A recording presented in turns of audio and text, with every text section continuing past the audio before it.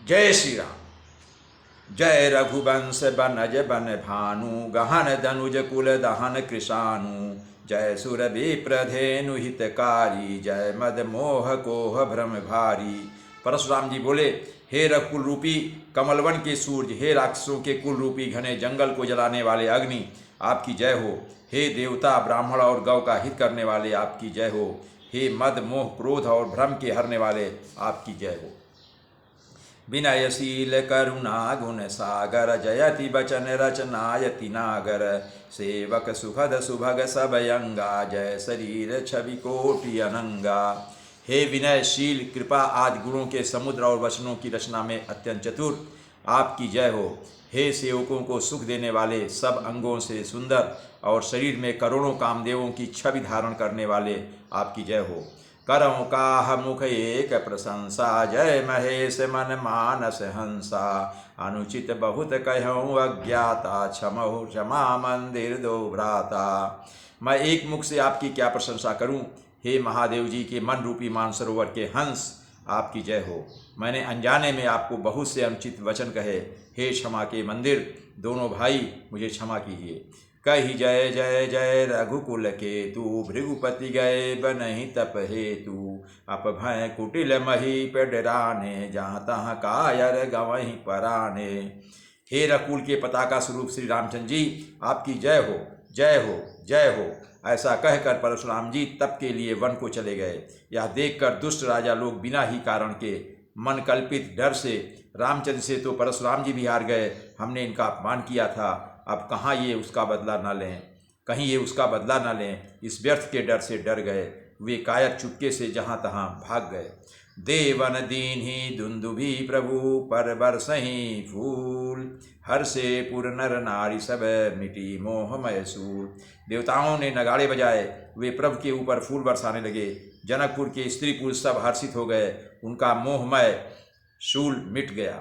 अति गय गहे बाजने बाजे सबई मनोहर मंगल साजे। जोत जोत मिली सुमुख सुनैनी करही गान कल को किल बैनी। खूब जोर से बाजे बजने लगे, सभी ने मनोहर मंगल साज सजे। सुंदर मुख और सुंदर नेत्रों वाली तथा कोयल के समान मधुर बोलने वाली स्त्रियां झुंड की झुंड मिलकर सुंदर गान करने लगी। सुख विदेह कर बरनि न जाई जन्म दरिद्र मनहु निधि पाई। विगत त्रास भय सीय सुखारी जनु विधुदय चकोर कुमारी।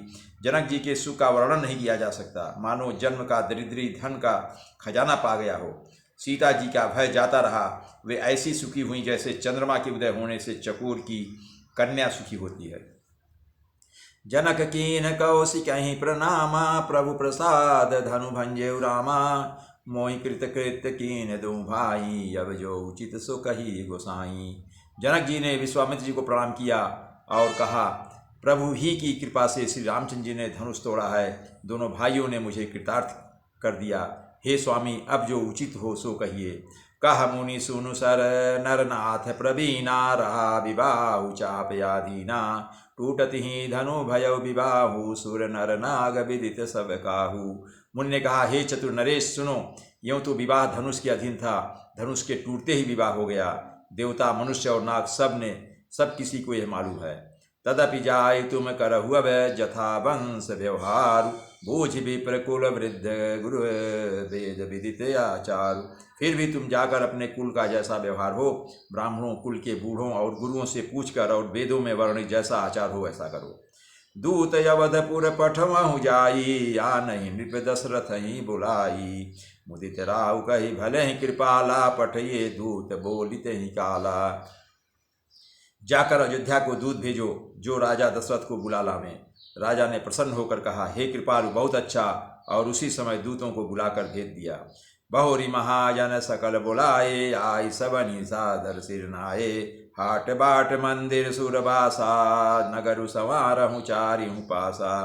फिर सब महाजनों को बुलाया और सब ने आकर राजा को आदरपूर्वक सिर नवाया। राजा ने कहा, बाजार, रास्ते, घर, देवालय और सारे नगर को चारों ओर से सजा दो। हरसि चले निज निज गृह आए पुनि परिचारक बोली पठाए। रचहु विचित्र वितान बनाई सिर धरि वचन चले सचुपाई। महाजन प्रसन्न होकर चले और अपने अपने घर आए। फिर राजा ने नौकरों को बुलाकर भेजा और उन्हें आज्ञा दी कि विचित्र मंडप सजाकर तैयार करो। यह सुनकर वे सब राजा के वचन सिर पर धरकर और सुख पाकर चले। पठये बोली गुनी तिन नानात जे बितान विधि कुशल सुजाना विधि बंदितिन कीन यरम्भा वीरचे कनक कदली के खंभा। उन्होंने अनेक कारीगरों को बुला भेजा जो मंडप बनाने में कुशल और चतुर थे। उन्होंने ब्रह्मा की वंदना करके कार्य आरंभ किया और पहले सोने के केले के खंभे बनाए। हरित मनिन के पत्रफल पदुम राग के फूल रचना देख विचित्रयति मनु बिरंची कर भूल।